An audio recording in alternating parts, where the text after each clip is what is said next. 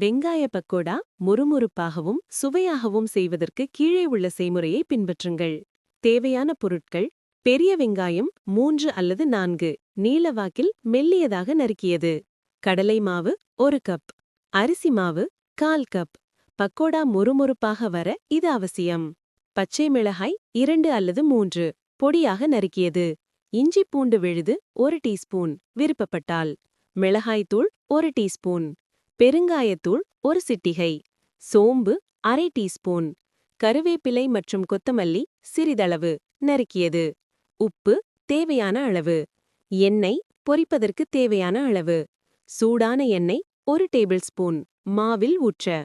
செய்முறை விளக்கம்: வெங்காயத்தை தயார் செய்தல்.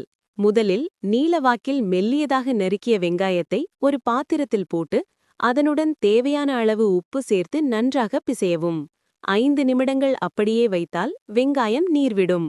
பிறகு அதனுடன் நறுக்கிய பச்சை மிளகாய், கருவேப்பிலை, கொத்தமல்லி, சோம்பு, இஞ்சி பூண்டு விழுது, மிளகாய்த்தூள் மற்றும் பெருங்காயத்தூள் சேர்த்து நன்றாக கலக்கவும். மாவு சேர்த்தல்: இப்போது கடலை மாவு மற்றும் அரிசி மாவை சேர்த்து வெங்காயத்துடன் கலக்கவும். மாவு வெங்காயத்தின் மேல் நன்கு ஒட்டி இருக்க வேண்டும். பக்குவம்: 1 டேபிள் ஸ்பூன் சூடான எண்ணெயை மாவின் மீது ஊற்றி கலக்கவும். இது கூடுதல் முறுமுறுப்பை தரும்.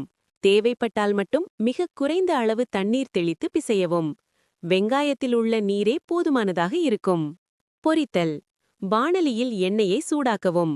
எண்ணெய் சூடானதும் அடுப்பை நடுத்தர தீயில் வைத்து பிசைந்து வைத்துள்ள மாவை உதிரி உதிரியாக எண்ணெய்க்குள்ளே போடவும். வேக வைத்தல்: பக்கோடா பொன்னிறமாகவும் சலசலப்பாடங்கும் வரையிலும் 2 பக்கமும் திருப்பி போட்டு பொரிக்கவும். இப்போது சூடான மற்றும் மொறுமொறுப்பான வெங்காய பக்கோடா தயார். இதை தேநீர் அல்லது காஃபியுடன் சேர்த்து பரிமாறவும்.